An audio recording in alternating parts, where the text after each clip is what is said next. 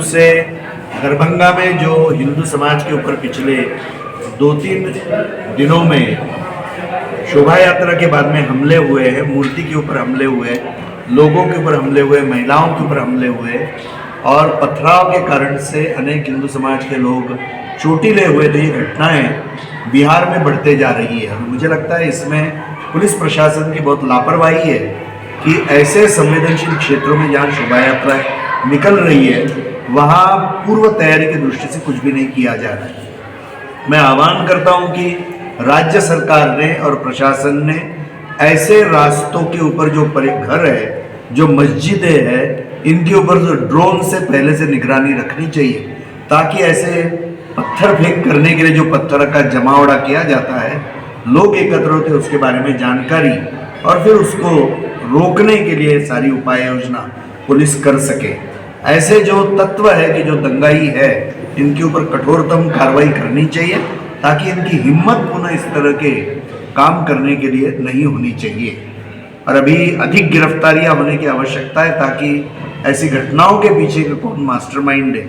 यह ध्यान में आया जाए। दूसरा विषय ने अभी केंद्र सरकार ने घोषणा की है कि सीएए का कानून वह लागू करेगी, उसके रूल्स फ्रेम करेगी। तो विश्व हिंदू परिषद ने यह विषय कोरोना के पहले भी उस समय हाथ में लिया था जब पार्लियामेंट में यह कानून पारित हुआ था। तो हम अभी भी संकल्पबद्ध है हिंदू संगठन के नाते कि पाकिस्तान, अफगानिस्तान और बांग्लादेश से जो भी हिंदू शरणार्थी होकर, हिंदू, जैन, बौद्ध, सिख, जो भी नागरिक वहाँ का यहाँ शरण लेने के आया है, उसको सुरक्षितता मिले, उसको नागरिकता मिले, इसके लिए, उसके पुनर्वास के लिए विश्व हिंदू परिषद पूर्ण सहयोग करेगी, प्रयास करेगी।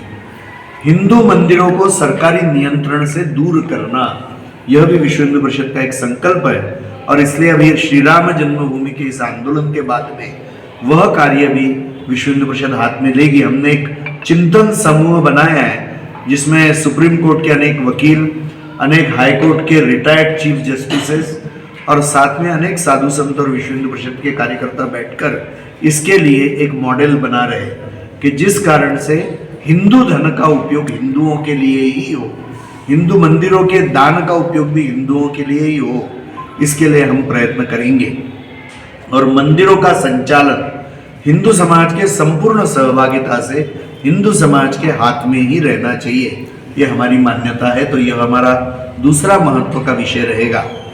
धर्मांतरण के कारण से हिंदू जनसंख्या में बहुत बड़ा असंतुलन यह देश भर में निर्माण हो रहा है और इसलिए धर्मांतरण विरोधी कानून लाकर जो ईसाई मिशनरियों के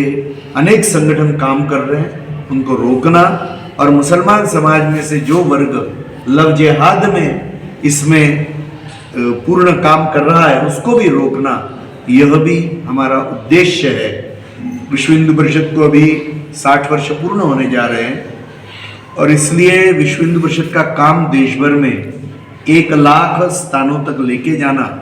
और विश्व हिंदू परिषद के हितचिंतक यानी सामान्य भाषा में जिसको सदस्यता कहते हैं, तो विश्व हिंदू परिषद के हितचिंतक 1 करोड़ बनाना, ऐसा लक्ष्य लेकर हम वर्ष भर अभी काम करेंगे। हिंदू के मंदिरों के आसपास मटन और चिकन की दुकान लगातार देखने को मिलेगी, इस पर अभी तक कोई कार्रवाई नहीं किया गया। ऐसा है, हिंदू समाज को जागरूक होकर ही यह विषय करना पड़ेगा कि अपने मंदिरों के आसपास का परिसर कितना स्वच्छ रहेगा, ये चिंता हिंदू समाज ने करनी चाहिए। तो जागरण एक बहुत बड़ा उसका पहलू है। यह अयोध्या तो हो गया, काशी मथुरा बाकी है, उसमें काशी में भी अब पूजा का तो आदेश मिल गया, मथुरा पे आगे क्या होगा? ऐसा है कि कोर्ट ने जो आर्कियोलॉजिकल सर्वे ऑफ इंडिया को आदेश देकर सर्वेक्षण कराया और उसके बाद में पूजा प्रारंभ करने का आदेश जो काशी विश्वनाथ में दिया, उसका हम स्वागत करते हैं। हिंदू समाज को, विश्व हिंदू परिषद को इससे बहुत संतोष है और हमको ऐसा लगता है कि जो सारे सबूत है, एविडेंस है, उसके आधार पर तो ऐसा ही लग रहा है कि धीरे धीरे कोर्ट की प्रक्रिया से ये मंदिर हिंदू समाज के हाथ में आ सकते, क्योंकि यह स्पष्ट दिखाई दे रहा है कि मंदिरों को तोड़कर ही वहाँ दोनों जगह की मस्जिदें बनाई गई है। और हिंदू समाज का संकल्प है कि अयोध्या, मथुरा, काशी उनको प्राप्त होने चाहिए और मेरा विश्वास है कि हिंदू समाज अपने संकल्प को पूर्ण करेगा।